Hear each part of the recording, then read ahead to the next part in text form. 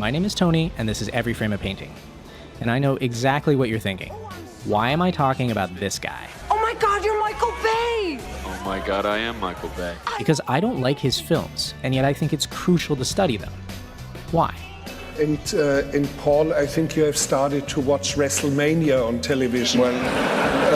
Because you must not avert your eyes. This is what is coming at us.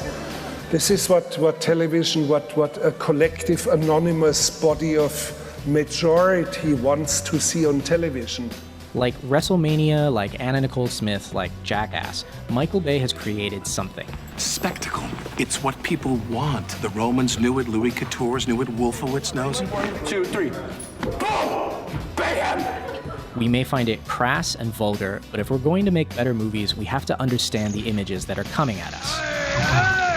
So let's talk about Bayham. Is it a unique use of film form? If you want to understand Michael Bay, one of the best ways is to watch his copycats. Consider this shot from Battleship, which tries to do that circular camera move he's famous for. Doesn't work here. Why? It's actually really simple. First, there's no background except for blue sky. Without a background, we don't get parallax, so the shot doesn't feel like it's moving. See the difference? On top of that, the lens is wrong. Bay frequently shoots these shots with a telephoto lens, which compresses the space. This makes the background whiz by. Third, the actor is just staring and turning his head, but the key to the Bay version is that the actors move vertically, like here and here. And last, the low angle is there to give us the scale, and slow motion is there to sell it. So what we have here in the Bay shot is multiple types of movement integrated.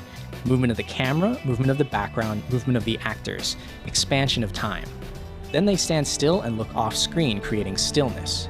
Even though you're looking at a stationary point in the frame, this shot feels huge. Shit just got real. Break down any Michael Bay shot and that is basically what you will see. Layers of depth, parallax, movement, character, and environment to give this sense of epicness. None of these techniques is particularly unique. In fact, most cinematographers will naturally create depth in their images and parallax whenever the camera moves, and the hero shot is everywhere. What makes Bay unique is how many layers and how complex the movement is. That doesn't make his shots better, it just makes them more complicated than the competition. That's why his frames seem to have a lot of stuff going on. Lots of dust, dirt, smoke, or explosions between the layers. Also, lampposts. Lots of lampposts. If you go back to the first Bad Boys, you can watch this from the opening credits. Here, the car moves one way, the plane another, the lampposts are in frame for scale, and the camera's on a telephoto lens. Later in the film, you can see the same compositional technique. And when the explosions happen, once you see this, it's much easier to deconstruct his imagery and to see its limits. For instance, Bay doesn't distinguish between when to do a shot and when not to do it. He'll use the same camera movement whether the character is saying something important. You have any money here in the States? Of course. Or total gibberish. What did I say? Did you hear what I said? I heard what I said because I was standing there when I said it. Every shot is designed for maximum visual impact, regardless of whether it fits. But the Bay style also leads to some fascinating visual ideas. How can you make something feel big? Well, you put lots of things of varying size in the same shot, and then you move the camera to emphasize. This is something Jurassic Park also did very well. It's a dinosaur. Just as important is off-screen space. Notice here, this actor isn't looking at the planes we see in the background. That means there's even more planes we can't see. So while the shot feels huge, it implies even more scale. How does a filmmaker come up with images like this? In the case of Michael Bay, let's look at one of his favorite films. When you're a jet, all the way from your first cigarette to your last dying day. There's a great New York Times interview where he watches West Side Story and talks about how this is a great shot and this is a great cut.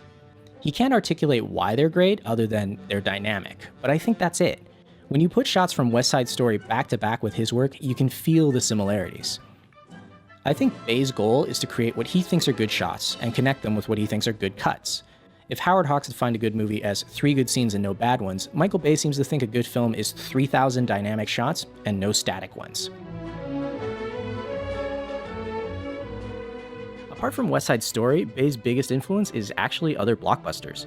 He frequently borrows the same basic vocabulary as another sequence, so something like this becomes this. You'll notice the tight shots of the character become tighter, and the wide shots become wider. Everything gets more layers of motion, but the basic vocabulary is the same. I got him! Brave kid! Don't get cocky! And it's not just other people he borrows from. Bay cannibalizes himself just as much. So this becomes this.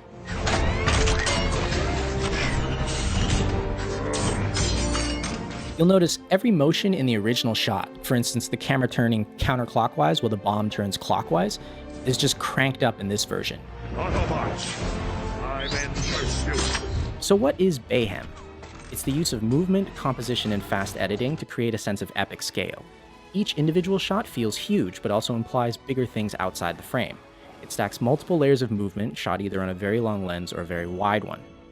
It shows you a lot for just a moment and then takes it away. You feel the overall motion, but no grasp of anything concrete.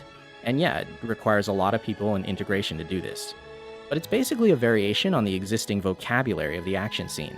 Individual shots are a little dirtier, a little shakier, more complex, a few more layers. Then you cut it together faster than the brain can register, but not faster than the eye can move. It's not revolutionary, just the past with a bit of stank on it. If you want to see a more extreme version of similar ideas, you can look at late-era Tony Scott. And if you want to see a less cluttered version, you can look at animation. So someone like Glenn Keane. This is way more legible than what Bay does, but the basic idea is the same. Character, environment, many layers, one epic sweep. The world feels huge. One of my favorite adaptations of the Michael Bay style is actually shrinking it down. Ironically, Bayham, which seems to have developed from a kid blowing up his train set, is actually kind of charming when it's tiny. Instead of blowing up the world, how about a small English town?